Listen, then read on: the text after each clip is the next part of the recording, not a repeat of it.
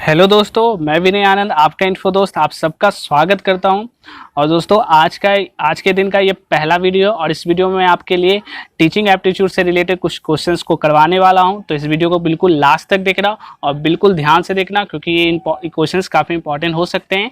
इसको देखने के बाद आपको एक कॉन्सेप्ट में क्लैरिटी आएगी। सो चलिए शुरू करते हैं, लेट्स गेट स्टार्टेड। सो हमारा पहला क्वेश्चन यहाँ पर क्या है कि now days teaching is a becoming more and more. Okay, so simple सा क्वेश्चन है कि आज के समय में जो टीचिंग है वो कैसा होते जा रहा है। लर्नर सेंटर्ड होते जा रहा है, इंस्ट्रक्टर सेंटर्ड होते जा रहा है, ग्रुप सेंटर्ड है, या नन ऑफ द एबव है। तो आज के समय में जो टीचिंग मेथड है, जो टीचिंग हो रही है, वो क्या हो रही है, लर्नर सेंटर्ड होती जा रही है। क्योंकि पहले के ज़माने में क्या होता था, जो टीचर था जो वो सिर्फ अपना लेक्चर दे दिया करता था और वो फिर चला जाता था। लेकिन आज के समय में लर्नर सेंटर यानी सामने वाले को क्या चाहिए, स्टूडेंट को क्या चाहिए, सीखने वाले को क्या चाहिए, उस हिसाब से ही आजकल टीचिंग की जा रही है। सो आज के समय में क्या हो रहा है, टीचिंग एक लर्नर सेंटर्ड हो चुकी है। नेक्स्ट क्वेश्चन है कि when the learner is self directed it is term as. कह रहा है कि जब एक लर्नर जो होता है, जब वो जो टीचिंग प्रोसेस होती है, जो पढ़ाने का तरीका जो होता है, वो लर्नर सेंट्रिक होता है। जब लर्नर को ध्यान में रख के किया जाता है तो उस तरह के लर्निंग को क्या कहा जाता है, पेडागोजिकल लर्निंग कहा जाता है, एंड्रागोजिकल लर्निंग है, डिस्टेंस एजुकेशन लर्निंग है, या नन ऑफ द एबव है। तो क्या होता है पेडागोजिकल लर्निंग में, क्या होता है पेडागोजिकल लर्निंग में टीचर सेंट्रिक होता है, यानी टीचर अपने मन मुताबिक ही टीचिंग करता है। तो दैट इज कॉल्ड क्या होता है, पेडागोजिकल लर्निंग। लेकिन जब लर्नर सेंट्रिक टीचिंग होती है, लर्नर सेंट्रिक लर्नर को ध्यान में रख के जब टीचिंग की जाती है, तो उस दैट इज कॉल्ड क्या, एंड्रागोजिकल लर्निंग। तब उसे हम लोग एंड्रागोजिकल लर्निंग कहते हैं। ओके, तो ध्यान में रखना, लर्नर सेंट्रिक क्या होगा, एंड्रागोजिकल होगा, और टीचर सेंट्रिक क्या होगा, पेडागोजिकल होगा। सो नेक्स्ट क्वेश्चन है कि at which of the following teaching levels classroom environment is required to be sufficiently open and independent. ठीक है, तो कह रहा है कि इसमें कह रहा है कि कौन सा टीचिंग लेवल में classroom environment is required to be sufficiently open and independent, यानी कौन से लेवल में जो क्लासरूम का इन्वायरमेंट है वो ओपन होगा और इंडिपेंडेंट होगा। ओके, तो मैंने आपको बताया था 3 तरह का लेवल होता है, लेवल ऑफ टीचिंग है, मेमोरी लेवल है, अंडरस्टैंडिंग लेवल है, और रिफ्लेक्टिव लेवल है।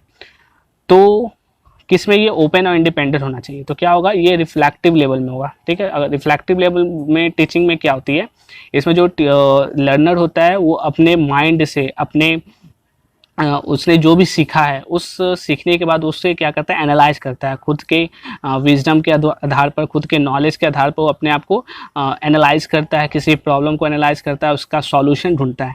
तो इस तरह के लेवल में क्या होगा, जब इन्वायरमेंट ओपन होगा, ठीक है, ओपन होगा, खुला होगा, इंडिपेंडेंट होगा, तब वो क्या कर सकता है, जो लर्नर होगा, वो जो स्टूडेंट होगा, वो अपने आप को अच्छे से निखार सकेगा। ओके, सो दैट इज क्या है कि open and independent environment reflective level वाले लेवल ऑफ टीचिंग में होती है। ओके, तो यहाँ पर ये हो गया reflective level. So next question है क्या कि the best way to react to a wrong answer given by student is. ठीक है, ये बहुत सिंपल सा क्वेश्चन है, बट क्या है कि ऑप्शंस बहुत ही क्लोज है। सो ध्यान देना कि अगर कोई जो स्टूडेंट है अगर गलत आंसर दे देता है तब उसे उस समय टीचर को क्या करनी चाहिए। तो पहला है कि to scold him for not having learn the lesson, उसे डांट देना चाहिए क्योंकि उसने लेसन को लर्न नहीं किया है। सेकेंड है to explain why the answer is wrong, explain करना कि आंसर आखिर क्यों गलत है। या थर्ड है कि to ask another student to give the correct answer, या तीसरा क्या करना है कि दूसरे स्टूडेंट को ये पूछना कि सही आंसर तुम बता दो। और डी है क्या, to ignore the wrong answer and pass on the next question, क्या करना, रॉन्ग आंसर को इग्नोर करके नेक्स्ट क्वेश्चन की तरफ बढ़ जाना। तो मोस्ट ऑफ द आप लोग में से क्या करोगे, आप लोग सी शायद करेक्ट मारोगे, लेकिन सी गलत है, क्योंकि ये जनरली देखा भी जाता है कि जो टीचर होते हैं वो क्या करते हैं कि जो भी क्वेश्चन आता है उस क्वेश्चन को पास करके किसी दूसरे स्टूडेंट को दे देते हैं और उसका वो आंसर देता है। ठीक है, लेकिन ऐसा होना नहीं चाहिए। अगर कोई स्टूडेंट आंसर गलत देता है तो उसको क्या करना चाहिए, to explain why the answer is wrong, आखिर वो आंसर क्यों गलत है उसको एक्सप्लेन करना चाहिए। तो ये सही आंसर यहाँ पर होगा। ओके, सो नेक्स्ट आते हैं, नेक्स्ट क्वेश्चन है कि when a student ask a question, जब एक स्टूडेंट क्वेश्चन को पूछता है to which the teacher has no direct, अब है टीचर उसका आंसर नहीं देता है, क्वेश्चन पूछता है स्टूडेंट और लेकिन टीचर उसका आंसर नहीं देता है, तब उसको क्या करना चाहिए। सो पहला ऑप्शन है क्या, give some vague answer and satisfy the student, कुछ अटपटा सा आंसर दे देना ताकि किसी भी तरह स्टूडेंट को सेटिस्फाई कर देना, हाँ ये सेटिस्फाई हो गया। सो सेकेंड है क्या कि tell the student not to ask much irrelevant question, student को बोलना क्या कि इस तरह के फालतू क्वेश्चंस ना पूछो। या थर्ड क्या है कि tell the student that he would give the correct answer later, तीसरा कि स्टूडेंट को बताना कि ये तुम्हारा जो क्वेश्चन का आंसर है वो मैं बाद में दे दूंगा, करेक्ट आंसर बाद में दे दूंगा। और जो डी है कि ask the students to find out the answer himself from the books in the library, student को बोलना कि जाओ जाके इसका आंसर खुद से अपने लाइब्रेरी में जाके बुक्स में जाके ढूंढ लो इसे। तो यहाँ पर सही आंसर क्या होगा, तो मैक्सिमम लोग ये डी वाले आंसर को सही कर सकते हैं, क्योंकि जाओ जाके बुक में जाके आंसर ढूंढ लो। हम लोग ने हमेशा देखा है इस तरह का आंसर टीचर के द्वारा दिया जाता है, बट सही आंसर क्या है कि to tell the student that he would give the correct answer letter. सही आंसर है कि अगर किसी टीचर को कोई आंसर नहीं आता है तो उनको बोलना चाहिए कि स्टूडेंट से कि इसका आंसर मैं नेक्स्ट बार में इसे सही बता दूंगा, ठीक है, ना कि बोल देना कि जाओ जाके बुक से ढूंढ लो। सो सही आंसर यहाँ पे क्या होगा, सी सही आंसर होगा। नेक्स्ट क्वेश्चन है क्या, in a classroom the probability of message reception can be enhance by, classroom में message reception can be enhance हो सकती है, यानी जो स्टूडेंट है उसके पास वो मैसेज आसानी से पहुंच जाए, चांसेस बढ़ जाए कि जो भी टीचर बता रहा है उसको समझ में आ जाए। सो इसके लिए क्या करना चाहिए, तो पहला ऑप्शन है exposing the ignorance of student, ignorance जो भी स्टूडेंट इग्नोर कर रहे हैं उसको एक्सपोज कर देना। फिर नेक्स्ट है इंक्रीजिंग द इन्फॉर्मेशन लोड, ज़्यादा से ज़्यादा इन्फॉर्मेशन दे देना ताकि मैसेज ज़्यादा रिसीव करे, तो ये भी सही नहीं लग रहा है। नेक्स्ट है using high decibel audio tools, कुछ एकदम बढ़ा चढ़ा के कुछ भारी भरकम सुनाना उनको। सो नेक्स्ट है एस्टैब्लिशिंग अ व्यू पॉइंट, तो यहाँ पर क्या होगा, ये सही लग रहा है, बिल्कुल सही है कि एस्टैब्लिशिंग अ व्यू पॉइंट, कि अगर जो लर्नर है, जो स्टूडेंट है, अगर वो किसी चीज़ को समझना चाहता है, ज़्यादा क्या करना चाहता है, मैसेज को रिसेप्ट करना चाहता है, तो अगर वो टीचर क्या करेगा, उसको एक व्यू पॉइंट देगा कि देखो ये याद रखने से तुम ये कर सकते हो, ये चीज़ याद रखने से ये कर सकते हो, तो यानी कुछ ऐसा इंटरेस्टिंग उसको बना देना है ताकि स्टूडेंट क्या कर सके, मैसेज को ज़्यादा से ज़्यादा रिसीव कर सके। सो इसके लिए क्या होना चाहिए, इस्टेब्लिशिंग, वो टीचर क्या करेगा, इस्टेब्लिश करेगा, व्यू पॉइंट को इस्टेब्लिश करेगा, तब उस समय क्या होगा, क्लास में एक प्रोबेबिलिटी बढ़ जाएगी मैसेज रिसेप्शन का, वो क्या हो जाएगी, इन्हांस हो जाएगी। नेक्स्ट है the special audio reproduction in a classroom can reduce the students, अगर जो क्लासरूम में है अगर स्पेशल ऑडियो को रिप्रोड्यूस किया जाए, बनाया जाए, नहीं special audio means 3D audio, so उस समय classroom can reduce the student का रिड्यूस हो सकता है, क्या हो सकता है रिड्यूस, ठीक है।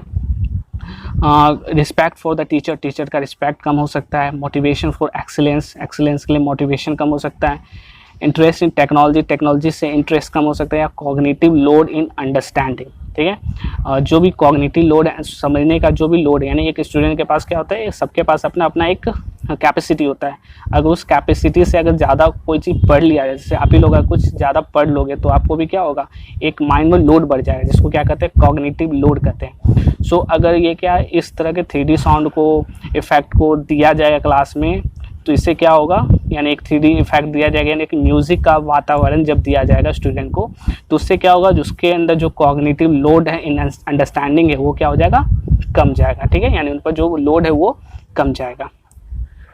सो यहाँ पर क्या होगा, फोर्थ सही आंसर हो गया। Next, a good communicator begins his her presentation with a, एक जो अच्छा कम्युनिकेटर होता है, जो कम्युनिकेशन करने में माहिर होता है, वो अपने जो प्रेजेंटेशन स्टार्ट करता है तो कैसे करता है, पहला है कि नन सिक्वाइटर है, रिपीटिटिव फ्रेज है, आइस ब्रेकर है, या कम्प्लेक्स क्वेश्चंस है। सो नन स्क्विटर्स क्या होता है कि यानी वो कुछ अटपटा सा बेकार सा कुछ बोल देना, ठीक है, जैसे किसी ने पूछा कि आज अभी कितने बजे हैं, बज रहे हैं 2, लेकिन बोल रहा है 4 बज रहा है, सो ये सही नहीं होगा। एक प्रेजेंटेशन स्टार्ट करना, रिपीटिटिव फ्रेज, एक ही चीज़ बार बार बोलना, हेलो हेलो, या यू नो, इस तरह का रिपीटिटिव फ्रेज आदमी को क्या बोर कर देता है। सो नेक्स्ट थर्ड है आइस ब्रेकर। आइस ब्रेकर मतलब क्या होता है, यानी अपना प्रेजेंटेशन स्टार्ट करना किसी जोक से, कोई अच्छा सा जोक बोला है, कोई अच्छा सा फ्रेज बोला या कुछ मोटिवेशनल कुछ बात बोला, तो उससे क्या होगा, एक जो प्रेजेंटेशन स्टार्ट करने के समय में जो भी बैठे हुए सारे लोग हैं उन एक रिलेशन बन जाता है, एक जो कम्युनिकेट करने वाला है, जो प्रेजेंटेशन देने वाला है, उसके बीच में ऑडियंस के बीच में एक कम्युनिकेशन जो गैप है वो फील हो जाता है, एक रिलेशन बन जाता है, ठीक है। तो इससे क्या होता है, प्रेजेंटेशन करना भी आसान हो जाता है और जो प्रेजेंटेशन देखने वाले सुनने वाले उनके लिए भी वो चीज़ें आसान होती चली जाती हैं। सो आइस ब्रेकर क्या होगा, एक अच्छा कम्युनिकेटर का पहचान है वो आइस ब्रेकर होगा, यानी वो एक जोक से स्टार्ट करेगा, यानी किसी भी अच्छे वातावरण को बनाने के लिए वो स्टार्ट करेगा। तो दैट इज कॉल्ड, यहाँ पे क्या होगा, सही आंसर क्या होगा, आइस ब्रेकर। नेक्स्ट क्वेश्चन है क्या कि the interaction between a teacher and student create a zone of proximal.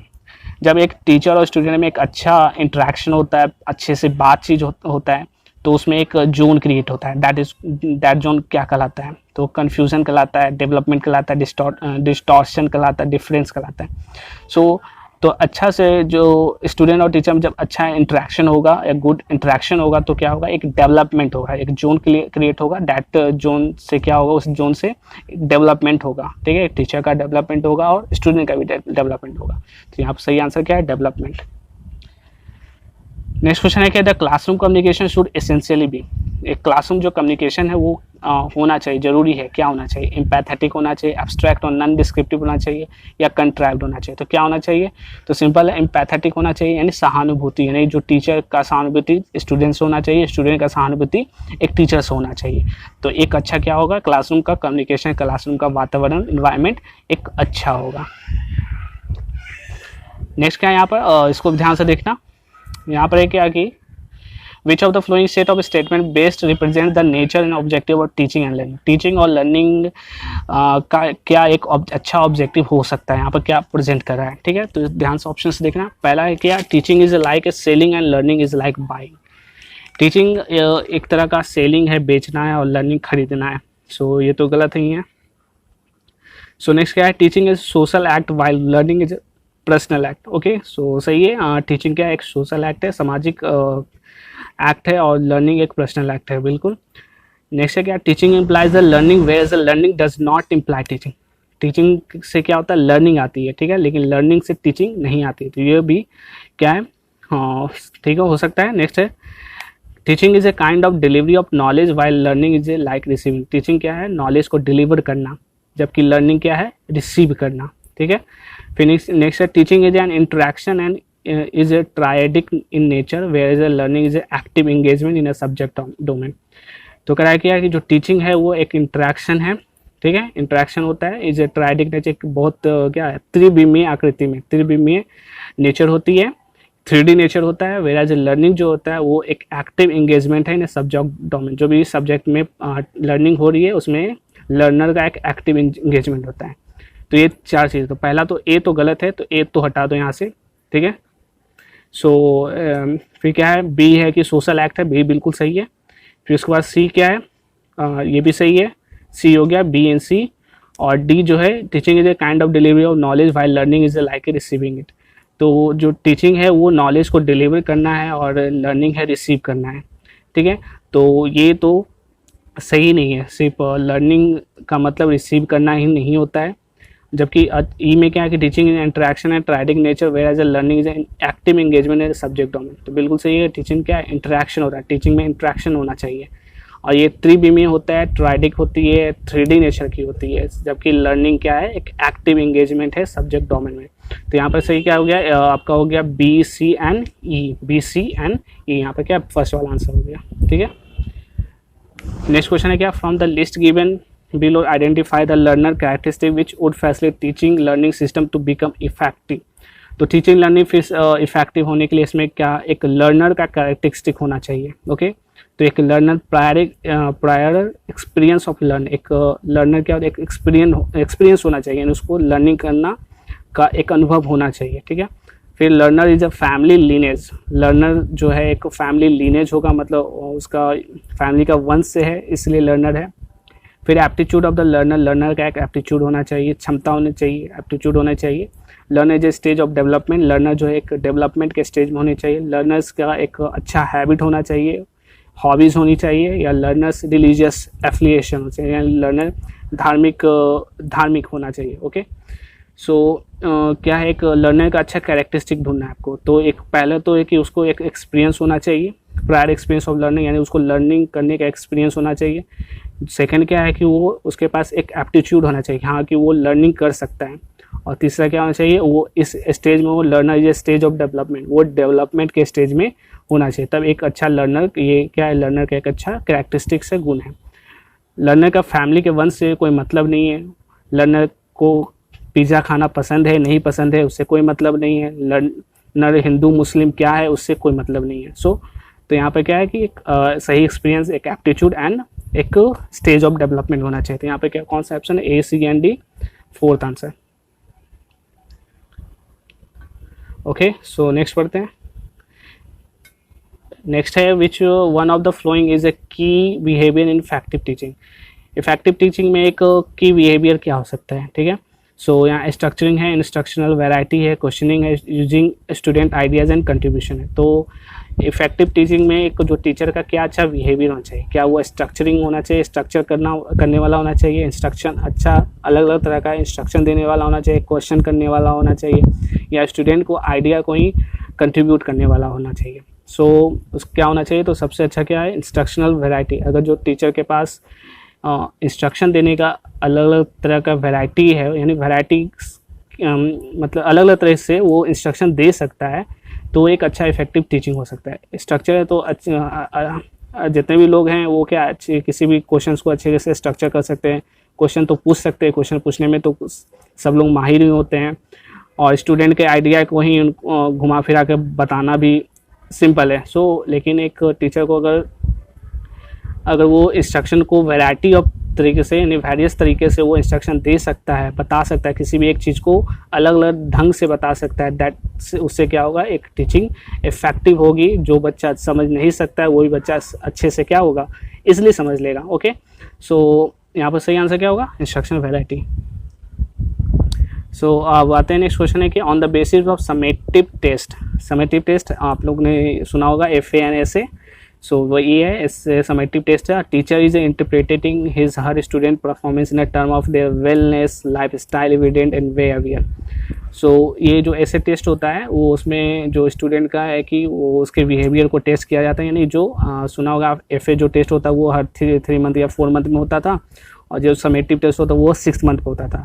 तो जो समेटिव टेस्ट होता है उससे क्या करते हैं, तो समेटिव जो टेस्ट है उसे क्राइटेरियन रेफरेंस टेस्टिंग कहा जाता है। क्राइटेरियन रेफरेंस टेस्टिंग है, इसमें क्या होता है, ये ओवरऑल जो सब्जेक्ट है उसका टेस्ट किया जाता है, जिससे समेटिव टेस्ट करते हैं। जो FA होता है, फॉर्मेटिव टेस्ट होता है, वो क्या होता है, नॉन रेफरेंस टेस्टिंग होता है, यानी वो किसी स्टूडेंट का ये जांच नहीं किया जाता है, टेस्ट नहीं किया जाता है कि उसकी क्या IQ है, वो बस जांच किया जाता है कि वो किसी कंसर्न जो छोटे से जो टर्म, जो छोटा सा जो टाइम मिला, ठीक है, 3 से 4 मंथ का जो टाइम, उस टाइम में उसने उसके अंदर कितनी डेवलपमेंट हुई, कितनी नॉलेज इंफॉर्मेशन डेवलपमेंट हुई, वो जांच करने के लिए, टेस्ट करने के लिए FA टेस्ट होता है, फॉर्मेटिव टेस्ट। तो समेटिव टेस्ट किस क्या है, क्राइटेरिया रेफरेंस टेस्टिंग कहलाती है, ठीक है, और जो FA है, फॉर्मेटिव टेस्ट है, वो नॉन रेफरेंस टेस्टिंग कहलाती है।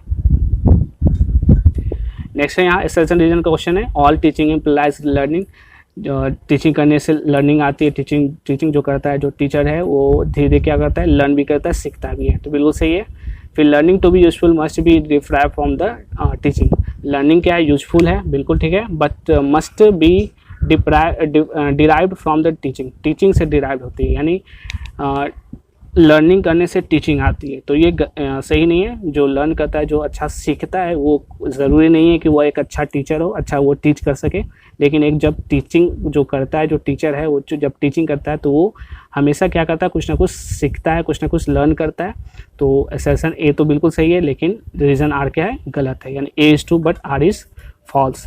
Okay, so thank you so much इस वीडियो को पूरे लास्ट तक देखने के लिए। वीडियो को बिल्कुल लाइक करना, शेयर करना, सब्सक्राइब करना, और आपको कोई भी प्रॉब्लम हो, कोई भी क्वेरी हो, कोई भी क्वेश्चन हो, कोई भी सवाल हो, बिल्कुल कमेंट करना और मैं उसे रिप्लाई करूँगा। Thank you.